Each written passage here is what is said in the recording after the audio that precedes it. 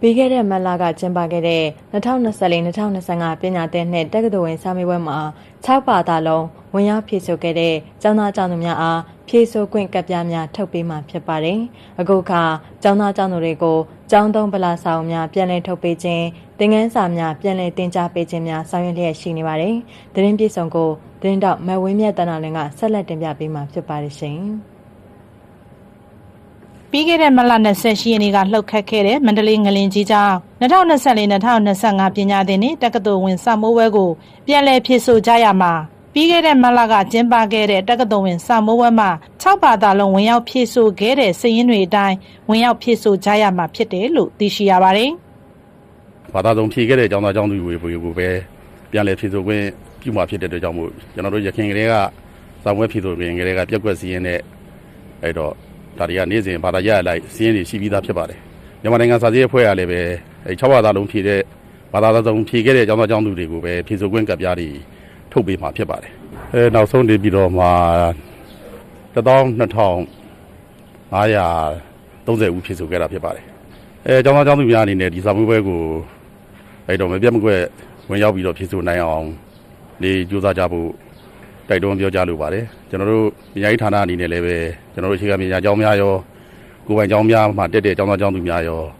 ဒီနေ့ကစပြီးတော့စာမေးပွဲမဖြေခင်အထိကျွန်တော်တို့သင်ခန်းစာတွေကိုဘာသာရပ်လိုက် revision ပြန်ပေးဖို့လည်းကျွန်တော်တို့ညွှန်ကြားထားပါတယ်မိမိတက်ရောက်ခဲ့တဲ့ကျောင်းတွေမှာတော့ရောက်ပြီးတော့ဒီသင်ခန်းစာတွေကိုပြန်လည်လေ့လာစီးပူ revision ပြုလုပ်တာတွေလုပ်နိုင်ပါတယ်ဆိုတဲ့အကြောင်းအသိပေးပြောကြားလိုပါတယ်လာမယ့်ဇွန်လ16ရက်နေ့မှာဖြေဆိုကြရမယ့်တက္ကသိုလ်ဝင်စာမိုးပွဲအတွက်ကျောင်းသူကျောင်းသားတွေကိုစာအုပ်များပြန်လည်ထုတ်ပေးခြင်းကျောင်းသင်ခန်းစာများပြန်လည်ပို့ချပေးခြင်းတွေကိုဆောင်ရွက်ပေးလျက်ရှိနေပြီဖြစ်ပါတယ်ဒီငလင်လှုပ်သွားတဲ့အတွက်ကြောင့်မလို့ကျမတို့ဒီကျောင်းတွေမှာအားလုံးအစာအုပ်တွေအကုန်လုံးချက်ချင်းအော်တိုက်အမြန်ဆုံးပြင်နေပါတယ်ဂရိတ်တွဲတွေဖြေရတော့မဲဆိုကြတဲ့ကွာဒီမတွေရောကျောင်းသားတွေရောအကုန်ပြန်လဲစုယုံပြီးခေါ်ပါတယ်ပုံနှိပ်တွေကိုပြန်ပြီးတော့ဖြန့်ဝေပေးပါတယ်ဖြန့်ဝေပေးပြီးရဲ့အခါမှာဆရာဆရာမတွေနဲ့အချိန်ကြားတွေအကုန်ဆွဲပါတယ်24ရက်နေ့ကနေစပြီးတော့မနက်8နာရီကနေညနေ4နာရီထိမနက်ပိုင်းကို3နာရီပေါ့ခေါ်ပါမယ်ညနေပိုင်းကို3နာရီပေါ့အလုံးမှတနေ့ကုန်6နာရီတင်ကြားပို့ချမှာဖြစ်ပါတယ်ဆရာမတွေနဲ့ဘာသာရပ်တွေကိုတီတီကြပေါ့စီမံခန့်ခွဲထားပါတယ်အားလုံးဖြည့်ဆည်းကြပါတယ်။ဘာကြောင့်လဲဆိုလို့ရှိရင်ဒါဒီဒုတိယအခွင့်အရေးပေါ့ဖြစ်ပါတယ်။ဒီကလေးတွေပေါ့ရှေ့မှာနည်းနည်းကြံခဲ့တဲ့ဟာလူခဲ့တဲ့ဟာလေးတွေရှိမှာပေါ့ရှိတဲ့အခါကျရင်ဒီမှာငါတို့ဘလို့ဖြည့်ဆွရမယ်ဘလို့စူးစမ်းပြီးဖြည့်လိုက်ရင်ဘလို့ရလက်တွေအများကြီးရလာနိုင်မယ်ပေါ့။ဒါလေးတွေကိုလည်းပို့ပြီးတော့ဒီသက်ဒီမကပေါ့အရင်တစ်ခါဖြည့်တဲ့ထက်မကပေါ့နော်။ပို့ပြီးတော့အမှတ်တွေရလာမယ်လို့ကျွန်မမျှော်မှန်းပါတယ်။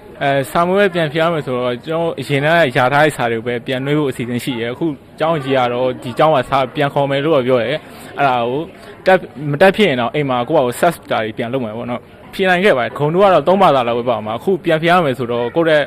second chance ရတယ်လို့သဘောထားပြီးတော့အကောင်းဆုံးပြန်ဖြေရဟုတ်ကဲ့ရှင်အစားတော့ငလင်တန်အကြောင်းစာမွေးတွေပြင်ဆင်ရမယ်ဆိုတော့ရုပ်တက်စိတ်ထက်ကြပါဘောနော်ဆိုကိုအကောင်းဆုံးဖြေခဲ့တဲ့ဟာလေဒါပေမဲ့အခုလိုကြားရနေပဲဒီဆရာမတွေနဲ့တွေ့ဆုံပြီးတော့အကြောင်းမှလည်းပြန်သိချပြင်မယ်ဟုတ်လေကိုအကြောင်းမှမသိချင်တော့မှအိမ်မှာပြန်သိလို့ရမယ်ဆိုခွင့်ရှိတော့ကြတော့တမျိုးတော့အဆင်ပြေဘာလို့ဆိုကိုရဲ့ second chance ပေါ့နော်ပထမဆုံးတစ်ခါဖြေနိုင်ခဲ့တဲ့ဘာသာတွေမှာအကောင်းဆုံးဖြေနိုင်မယ်ပေါ့နော်ပြီးတော့ကိုရိုက်ပြီးသားစာလည်းထပ်ပြီးရသွားတော့အမှတ်ပိုကောင်းမယ်ပေါ့ကိုမြတ်မှန်းထားတဲ့ဘာသာတွေလည်းခုလို့ရမယ်လို့မျိုးကြည့်ပါတယ်ပြီးခဲ့တဲ့ခေါက်တော့နေတော့3ဘာသာပဲရှင်ဟုတ်ကဲ့ခုပြန်ပြမယ်ဆိုအကောင်းဆုံးကြိုးစားတဲ့အနေနဲ့6ဘာသာလောက်လို့ရှင်နေရှင်ဟုတ်ကဲ့ပါရှင်ပြည်ထောင်စုနယ်မြေနေပြည်တော်အတွင်းရှိ10မြို့နယ်မှာရခိုင်အတိုင်းစာစစ်ဌာန48ခုဖွင့်လှစ်သွားမှာဖြစ်ပြီးငလင်တန်ခန်းစားခဲ့ရတဲ့စာစစ်ဌာန10ခုကိုတော့တခြားနေရာကိုရွှေ့ပြောင်းဖွင့်လှစ်သွားမှာဖြစ်တယ်လို့သိရှိရပါတယ်။ကျမဝင်းမြတ်တန်တာလွင်ပါရှင်။